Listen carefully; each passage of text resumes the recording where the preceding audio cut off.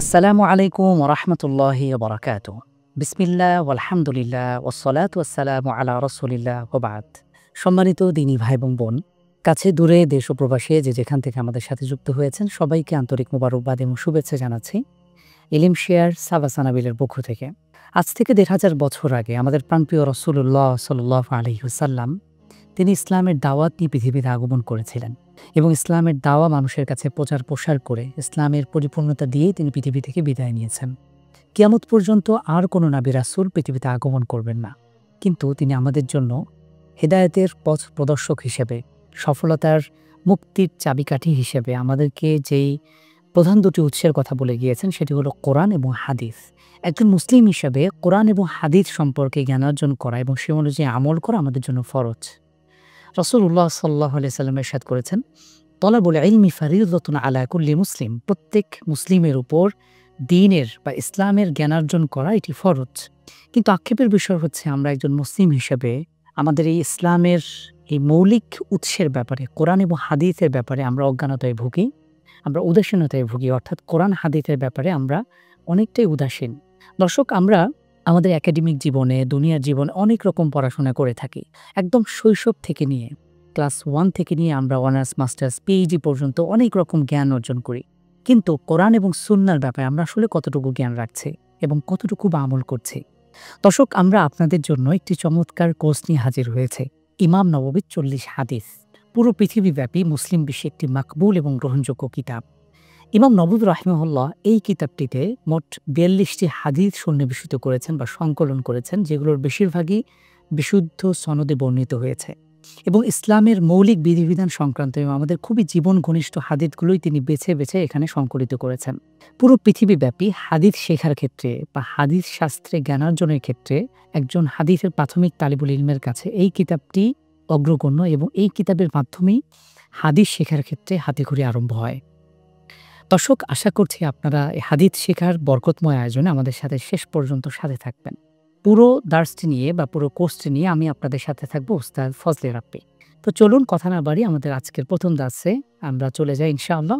আজকে আমরা প্রথম দার্সে দেখার চেষ্টা করব হাদিসের পরিচয়। যেহেতু আমরা নতুন একটি শাখা বা শাস্ত্র শুরু করতে যাচ্ছি, প্রথমে আমরা হাদিসের পরিচয় দিয়ে শুরু করতে চাই। হাদিসের পরিচয় বলতে আমরা আসলে কি বুঝি? হাদিসের পরিচয় দিতে গিয়ে আমরা দুটি অর্থ জানবো। একটি হলো শাব্দিক অর্থ বা লুগাবি অর্থ, আর একটি হলো পারিভাষিক বা শারঈ। হাদিস শব্দটি আরবি এবং হাদিস শব্দের অর্থ নতুন কোনো কিছু, যুদ্দুল কদিম বা পুরাতনের বিপরীত। হাদিস শব্দটি মূলত কথা বোঝাতে ব্যবহৃত হয় বা কালাম বোঝাতে ব্যবহৃত হয়। কারণ হলো আমরা যখনই কথা বলছি বা কোনো শব্দ বাক্য উচ্চারণ করছি তৎক্ষণাৎ কিন্তু এটি কিন্তু নতুন একটি কথা, নতুন একটি বার্তা। এজন্য হাদিস দিয়ে আমরা মূলত কথাকে বা বাণীকে বোঝাই। হাদিসের পারিভাষিক অর্থ হলো রাসূল সাল্লাল্লাহু আলাইহি ওয়াসাল্লাম দিকে আমরা একটু এই দিকে খেয়াল করি। মা উযিফা ইলান নবী সাল্লাল্লাহু আলাইহি ওয়াসাল্লাম মিন কওলিন আও ফি'লিন আও তাকরীরিন আও ওয়াসফিন খালকিয়্যিন আও খুলুকিয়্যিন। এখানে হাদিসের সারি সংজ্ঞা দিতে গিয়ে মোট 5টি বিষয়ের কথা বলা হয়েছে। প্রথমে হলো নবী সাল্লাল্লাহু আলাইহি ওয়াসাল্লামের কথা, অর্থাৎ নবী সাল্লাল্লাহু আলাইহি ওয়াসাল্লাম যে কথাগুলো তিনি বলেছেন। এরপরে হলো আও ফি'লিন, অর্থাৎ নবী সাল্লাল্লাহু আলাইহি সাল্লামের কৃতকর্ম, যেগুলো তিনি নবী সাল্লাল্লাহু আলাইহি ওয়াসাল্লাম নিজে সম্পাদন করেছেন। আও তাকরীরিন, তৃতীয় আমরা যে বিষয়টি দেখছি সেটি হলো নবী সাল্লাল্লাহু আলাইহি সাল্লামের মৌন সমর্থন। যখন কোনো সাহাবী নবী সাল্লাল্লাহু আলাইহি সাল্লামের সামনে কোনো কথা বলেছেন বা কোনো কাজ করেছেন এবং নবী সাল্লাল্লাহু আলাইহি সাল্লাম সে বিষয়টি স্বীকৃতি দিয়েছেন বা মৌন সমর্থন দিয়েছেন, চুপ থেকেছেন, তার মানে এটা হলো জায়েজ বা এটা হলো আমাদের ইসলামের দৃষ্টিতে এটি শরিয়া সম্মত। এটিও হাদিস। চতুর্থত আও ওয়াসফিন খালকিয়্যিন, নবী সাল্লাল্লাহু আলাইহি ওয়াসাল্লামের সৃষ্টিগত বর্ণনা, অর্থাৎ নবী সাল্লাল্লাহু আলাইহি ওয়াসাল্লাম দেখতে কেমন ছিলেন, তার চোখগুলো কেমন ছিল, ভ্রু কেমন ছিল, তার চুলগুলো একদম কানের লতি পর্যন্ত বাবরি চুল ছিল। নবী সাল্লাল্লাহু আলাইহি ওয়াসাল্লাম যখন হাঁটতেন তখন তিনি সামনের দিকে ঝুঁকে ঝুঁকে হাঁটতেন। নবী সাল্লাল্লাহু আলাইহি ওয়াসাল্লাম কীভাবে কথা বলতেন, নবী সাল্লাল্লাহু আলাইহি ওয়াসাল্লামের তার যে দৈহিক বর্ণনা, এই বিষয়গুলো যে হাদিসগুলোর মাধ্যমে আমরা পাই, এগুলো কিন্তু হাদিস নববীর অংশ। এরপরে আও খুলুকি, নবী সাল্লাল্লাহু আলাইহি ওয়াসাল্লামের অভ্যাসগত এবং চারিত্রিক যে সকল বর্ণনার কথা আমরা হাদিসে পাই, অর্থাৎ নবী সাল্লাল্লাহু আলাইহি ওয়াসাল্লামের কথা, নবী সাল্লাল্লাহু আলাইহি ওয়াসাল্লামের কাজ, নবী সাল্লাল্লাহু আলাইহি ওয়াসাল্লামের আচরণ, অন্যের সাথে কিভাবে কথা বলেছেন, আচরণ করেছেন, নবী সাল্লাল্লাহু আলাইহি ওয়াসাল্লাম দৈনন্দিন জীবনে যেসব কার্য সম্পাদন করেছেন, এই মোট ৫টি বিষয়ের সমন্বিত রূপ হলো হাদিস। আমরা যদি আবারও বলি, নবী সাল্লাল্লাহু আলাইহি সাল্লামের কথা, নবী সাল্লাল্লাহু আলাইহি সাল্লামের কাজ, নবী সাল্লাল্লাহু আলাইহি সাল্লামের মৌন সমর্থনকৃত যে সকল বিষয় রয়েছে, অথবা নবী সাল্লাল্লাহু আলাইহি সাল্লামের সৃষ্টিগত এবং অভ্যাসগত বর্ণনা, এই ৫টি বিষয়ের সমন্বিত রূপ হলো হাদিসুন নাবাবী বা রাসূল সাল্লাল্লাহু আলাইহি সাল্লামের হাদিস। আমরা জানি ইসলামের দ্বিতীয় উৎস হলো হাদিসুন নাবাবী, এবং একজন মুসলিম হিসেবে আমাদেরকে অবশ্যই হাদিস সম্পর্কে জ্ঞান অর্জন করতে হবে। সে বিষয়গুলো ভালো করে বুঝে জেনে আমলের চেষ্টা করতে হবে। আল্লাহ সুবহানাহু ওয়া তাআলা আমাদেরকে সেই তৌফিক দান করুন। আমরা আরেকটি বিষয় দেখার চেষ্টা করব, কোরআন কারীমের সাথে হাদিসের কি সম্পর্ক রয়েছে। আমরা জানি কোরআন কারীম হলো আল্লাহ সুবহানাহু ওয়া তাআলার মহান বাণী, তার কালাম। অপরদিকে হাদিস হলো রাসূলুল্লাহ সাল্লাল্লাহু আলাইহি সাল্লামের বাণী। এই দুটির মধ্যে খুব গভীর সম্পর্ক বিদ্যমান। আমরা এখানে একটু দেখার চেষ্টা করি কিভাবে সম্পর্কগুলো স্থাপিত হয়েছে। প্রথমে হলো তাকরিরি, সুন্নাতুন তাকরিরিয়াতুন, অর্থাৎ যে সকল বিধিবিধান কোরআন কারিমে বর্ণিত হয়েছে, আল্লাহ সুবহানাহু ওয়া তাআলা যে বিধানগুলো কোরআন কারিমে দিয়েছেন, একই বিষয় যখন আমরা হাদিসের মাধ্যমে পাই, এটি হলো সুন্নাতুন তাকরিরিয়াতুন। যেমন ঈমানের বিধিবিধান সংক্রান্ত যে বিষয় রয়েছে, ইসলামের রুকনগুলো অথবা ঈমানের রুকনসমূহ, এই ইসলামের মৌলিক হালাল হারামের বিধানগুলো যখন আমরা কোরআন কারিমেও পাচ্ছি, একইভাবে হাদিসেও বর্ণিত হয়েছে, এটি হলো সুন্নাতুন তাকরিরিয়াতুন। দ্বিতীয়ত হলো সুন্নাতুন তাফসিরিয়া, অর্থাৎ ব্যাখ্যামূলক। অনেক সময় কোরআন কারিমে বিভিন্ন হালাল হারামের বিধিবিধান দেওয়া হয়েছে, কিন্তু বিস্তারিত ব্যাখ্যা দেওয়া হয়নি, বিস্তারিত পদ্ধতির কথা উল্লেখ করা হয়নি। আমরা এই বিষয়গুলো কিন্তু হাদিসে নববী থেকে পেয়ে থাকি। যেমন আমরা জানি কোরআন কারিমে আল্লাহ সুবহানাহু ওয়া তাআলা সালাতকে ফরজ করেছেন, যাকাতকে ফরজ করেছেন, হজকে ফরজ করেছেন।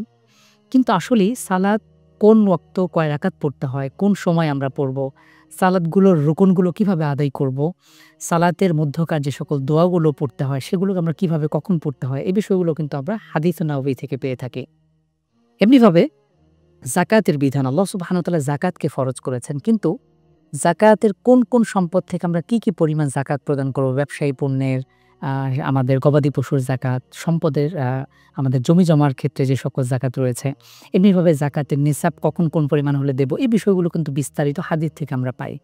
একইভাবে হজের বিধিবিধান, আল্লাহ সুবহানাহু ওয়া তাআলা হজকে ফরজ করেছেন, কিন্তু হজের নীতিমালাগুলো, হজের রুকনগুলো, আরকানগুলো, ওয়াজিবগুলো কিভাবে আদায় করতে হয়, পদ্ধতিগুলো রাসূল সাল্লাল্লাহু আলাইহি সাল্লাম নিজে আমাদেরকে শিক্ষা দিয়েছেন, এবং এগুলো আমরা হাদিস থেকে পাই।